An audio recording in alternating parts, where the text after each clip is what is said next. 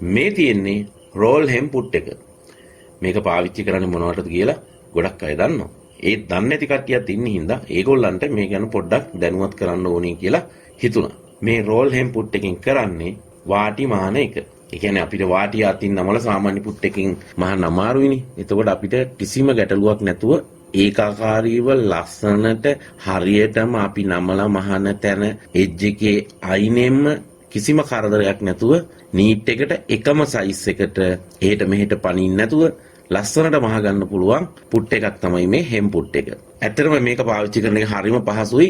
මහන කෙනා කරන්න ඕනේ රෙද්ද අතින් අල්ලලා මේ පුට් එකේ ඉස්සරහා ඇඹරිලා තියෙන කොටස ඇතුළට රෙද්ද අතින් ඔබලා දුන්නාට පස්සේ දිගටම පුට් එක විසින් මැහිගෙන යනවා එකම සයිස් එකට ඇද වෙන්නේ නැතුව හරියටම කෙලින්. පාවිච්චි ඉතාමත් පහසුයි. ඒ වගේම තමයි මේ පුට් එකත් අනිත් පුට් වර්ග වගේ ප්‍රමාණ කිහිපයකින් ගන්න තියෙනවා. ඔයාගේ අවශ්‍යතාවය අනුව තමයි ඔයා මිලදී ගන්න පුට් එකේ සයිස් එක මොකක්ද කියන එක තීරණය වෙන්නේ. සාමාන්‍යයෙන් මාකට් එකේ මේ පුට් එක ගන්න තියෙනවා 8න් 1 16න් 3 4න් 1 16න් 5 8න් 3 ඒ වගේම බාගේ කියන සයිස් එකනොත් ගන්න පුළුවන්. ඉතින් මේ පුට් එක දැනටමත් ගොඩක් අය පාවිච්චි කරන පුට් එකක් සහ සමහරක් අය දන්නේ නැති අය ඉන්නවා. ඒ නිසා තමයි මම මේක ගැන දැනුවත් කරන්න කියලා හිතුවේ.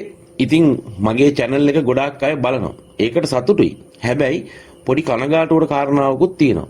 මගේ වීඩියෝ බලන අයගෙන් 120යි channel එක subscribe කරලා තියෙන්නේ. 180ක් දෙනාම වීඩියෝ බලනවා. නමුත් channel එක subscribe කරලා නැහැ.